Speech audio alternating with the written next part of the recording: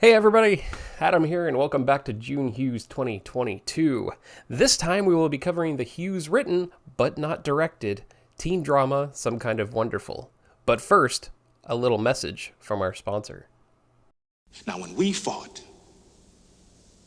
you had that eye of the tiger, man, the edge. Hey everybody, my name is Adam and I am part of the Cinemadness podcast. I'm here to tell you about some exciting news. We're making a movie. As I've mentioned on the show numerous times, I am obsessed with the films of 1982, and I want to share my love of those years with all of you. So we are taking a deep dive into 75 movies, all from 1982, to show that this was an important year, or maybe the most important year in pop culture cinema.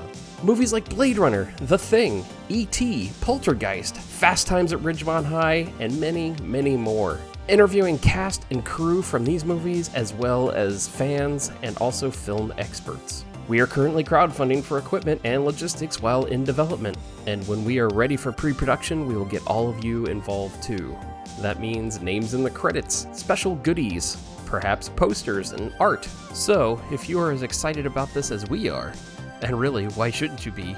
Check out our campaign at cinemadnesspodcast.com/1982themovie. We are also on Facebook, Instagram, and Twitter at 1982themovie. So come along with us and let's celebrate cinema.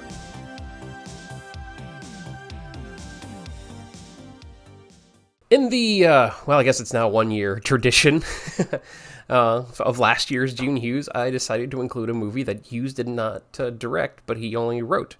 As I mentioned earlier before the sponsored video, I will be discussing Some Kind of Wonderful. And this, again, just like last year, the director was Howard Deutsch, who did Pretty in Pink.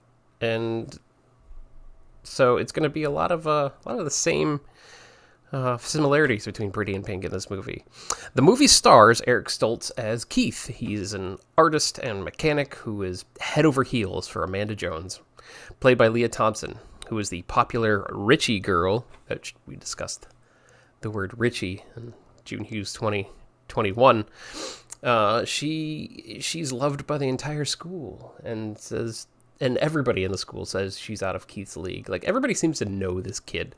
And I'm not sure they like him. I don't think he really exists in this movie. It's not like the regular Hughes fare where the outcast is shunned and bullied and that kind of stuff. He's just there. Mary Stuart Masterson plays Keith's lifelong best friend. Her name is Watts. She's a gruff, short-haired tomboy drummer who spends the majority of the entire picture trying to protect his feelings and secretly hiding hers at the same time. This is always a forgotten gem of a movie, and it's one that I've really liked for a long time. But it never gets mentioned in the Hughes world a lot, probably because his Brat Pack teen films overshadow this one. It's also a late movie for Hughes. It was kind of like his last teen movie, and it being buried is a total shame, because, in my opinion, Some Kind of Wonderful is absolutely one of Hughes's best scripts, at least character-wise. Because you radiate this sexual vibe. And if you wanted to, you could be a girl like that. Ray, this is 1987. Did you know that a girl can be whatever she wants to be? I know, my mom's a plumber. Much like Pretty in Pink, this picture is not a teen comedy, but a teen drama about love, friendship, and discovering who you really are and what you really want. It's also about breaking social stereotypes and embracing the love that's thrown at you instead of only accepting what peers and society deems correct. And this also goes for Keith's academic future, as his dad, played by Beverly Hills Cop's John Ashton, is hell-bent on Keith getting to a business college because he has the potential to be a successful businessman. And it doesn't matter what Keith wants, it's what is best for his future, his family, his proposed family in the future. His dad doesn't look at the person. He looks at the potential. And this conflict with Keith's father is a real departure from the adults are stupid trope in a John Hughes film. Ashton's character isn't dumb or useless. He's just disconnected from his son and thinks he's doing what's best, as a father should. But without a two-way communication, and the scenes where everyone around Keith's dad is telling him that he just wants to be an artist, and his dad will not listen. He just wants him to be business school. Those scenes just break your heart. Especially mine, both as an artist and an adult who wouldn't know how to act myself if I were a father because of that conflict. It was so damn real. Like, if I was a father and I saw my child making good grades, like fantastic good grades, I would want them to go to a killer college to, make the best of themselves. But at the same time, I would also want to strive for my kid to be who they are. It's a tough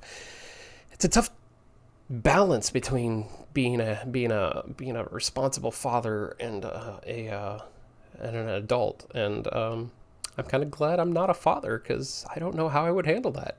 And that's the biggest part of this movie, which tears away from Hughes' normal work. The movie is real. It's not Pretty in Pink, where it has this dramatic tale with a somewhat sugar coating of, comedy and fantasy kind of sprinkled in. Fantasy being, not horses and unicorns and stuff, but you know what I mean.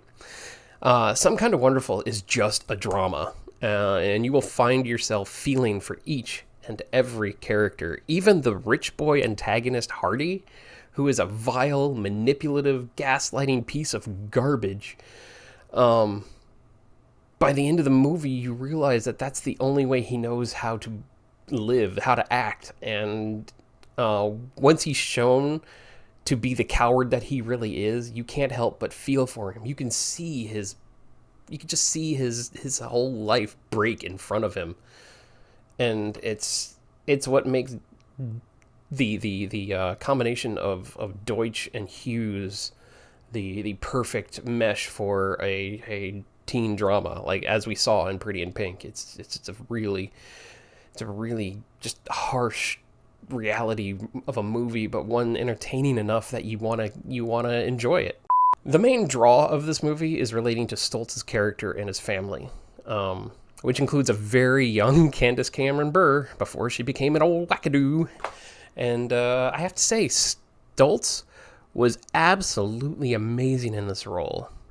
Being cast a year after he was replaced from Back to the Future, he either stepped up his game or was just more into this role, because I was blown away by his performance. And I can see what Zemeckis and Gale saw in Eric Stoltz for the role of Marty McFly. His smile, his facial expressions, his eyes. He's one of those actors that spoke with his eyes and his hair. He had the Marty McFly hair already there, and it was a fantastic performance from Eric Stoltz.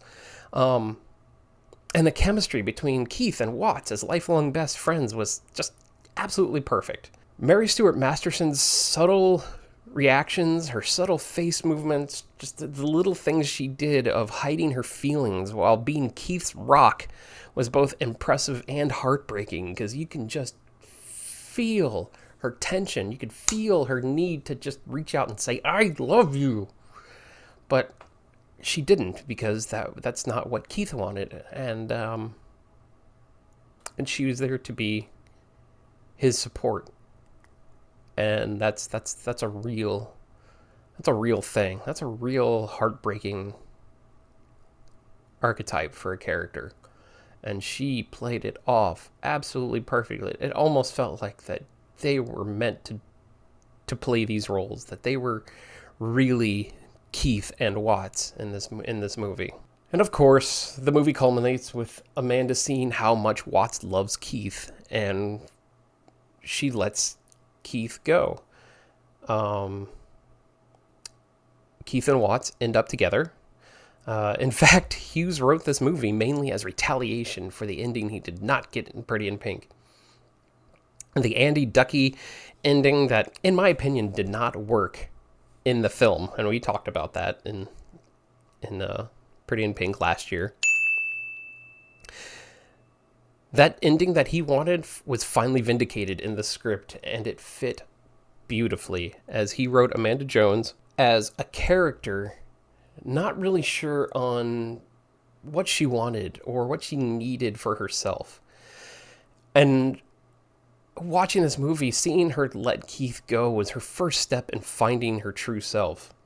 And thus, the trope of the answer was right in front of you the whole time, girl-boy type thing, was born, made popular. I'm not sure if this was the first movie to do this, but it's the one that's most often parodied and referenced, so there it is.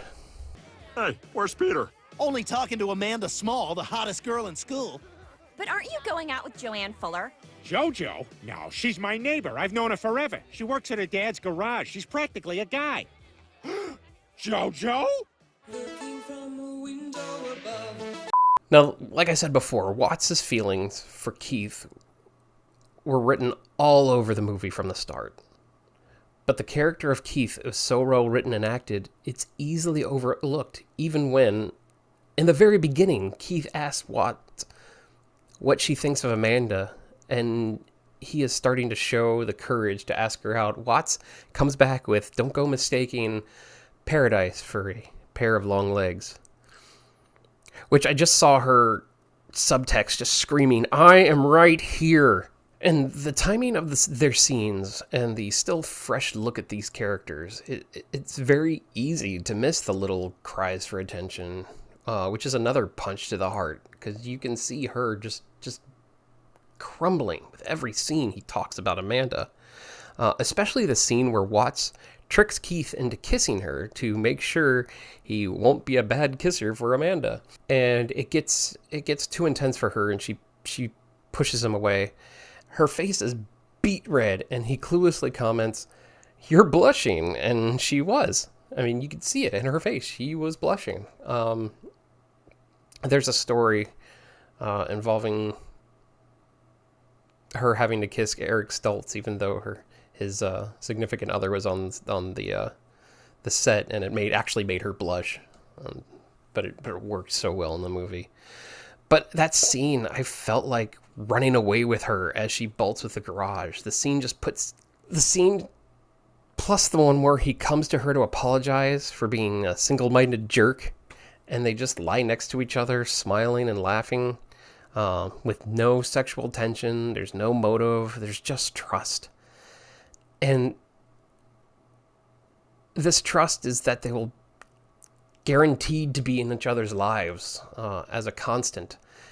And those scenes just really, really just level up this movie so much.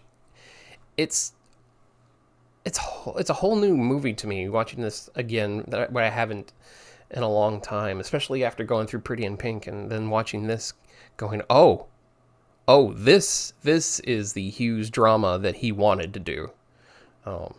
I absolutely adore Pretty in Pink. It's one of my absolute favorite movies of all time for John Hughes. But this movie, it's changing things. I wasn't able to do much research about this movie as I could with Pretty in Pink. But I'm pretty sure Hughes was on set when he did this movie, as he was with Pretty in Pink. Because the performances were Hughes quality, and Deutsch would definitely let Hughes, do his magic to get the best performances out of people. It shows. It really shows. It shows Hughes was on the right track with this movie. And as good as he is with comedy, he can really tear your heart out with drama. And before I wrap this up, there's one character I really wanted to address, and that is Duncan, played by Casey Jones himself, Elias Koteas. Coates? K-O-T-E-A-S? Koteas. I'm going to just say Koteas. Only credited as Skinhead in the credits, but he's called Duncan all throughout the movie. And there's no explanation why. I just haven't found one. If you find an explanation of why he's called Duncan in the movie and credited as Skinhead in the credits, let me know in the comments. But anyway, Duncan was the comedy of the movie, and it still wasn't that silly Hughes comedy. He was silly, sure, but the good silly you might know in real life. He was a shaved head punk. Hey, what are you, some sort of punker? Huh? God, I hate punkers. Who was always in trouble. And he tries to be a hard ass, but his character shows that he just wants to be a friend. And when you're his friend, he's family. I mean, he's not a Fast and the Furious character or from Olive Garden. He's just a very loyal character is what I'm saying. There's one scene where Keith is in detention, sketching in his sketchbook, as one does with a sketchbook, especially if you're an artist. And at the same time, Duncan is carving something into his desk, and they exchange looks at each other's work. Keith shows Duncan his book, and Duncan just rips the top of the desk off to show Keith. And they both just look and they're like, It's a great comedic scene, and it shows what Duncan's character really is, because when you're first introduced to him, you think he's going to be this super jerk, and he kind of is, but he's a super jerk because he just wants friends. Codius was encouraged to improvise, and boy did he do that. Almost all of his stuff was improvised. There's a scene at the end of the movie at the Ritchie's house party. Still a Hughes film, so there's got to be a house party. When Keith confronts Hardy, and he's backed up by Duncan and his boys, they come in. Keith has them back off so he can handle it himself, which is another thing that's really strange, because you always think of the protagonist. You know, they bring in their boys and they're ready to go, but Keith's like, no, let me do this, and Duncan backs off. He tells his kids to back off, and he watches and he lays his head on Leah Thompson's shoulder, and she lets out a real laugh, as did I, because it just shows that Duncan is just a loyal puppy, and it's at this moment that warms your heart to him and them, like the whole group, like all four of them. Even though Watts isn't there, I mean, it just adds to their thing. So I thought that was cute. But it also adds to the uplifting moment of Keith standing up for himself and every other person Hardy has abused. I discovered Some Kind of Wonderful in high school. So that was sometime around 96 or 97. It was one of those movies that I always saw on the shelves in the video store, but never rented. I believe I caught it on HBO or something one night, and I absolutely fell in love with this movie. It's really the perfect movie for the lovelorn outcast teenager. And it's also the perfect fairy tale for the person who, being on the social fringe, can relate to. As my life went on, the memory of this movie would fade and nearly become forgotten. So I am beyond glad that I decided to cover this picture this year, and I was quickly reminded of how, well, wonderful this movie was. It was just some kind of wonderful movie. Huh? It definitely made a new impression on me and has made a major bump in my list of favorite Hughes movies. Thank you for joining me for Some Kind of Wonderful, and if you enjoyed this video, please hit that like button, and if you haven't already, please subscribe so you can be notified of the new videos coming out. Also, liking and subscribing shows the dumb YouTube algorithm we're making a dent. Also, if you like hearing me drone on about movies you probably forgot about, make sure to check out the Cinemadness podcast, where me and my two friends just talk about movies. You can find us pretty much anywhere podcasts are streaming, now including Amazon and Audible. Again, thank you for continuing our journey through the films of John Hughes, and I'll be back for one last stop, which ironically is about getting home on time. And remember, always celebrate cinema.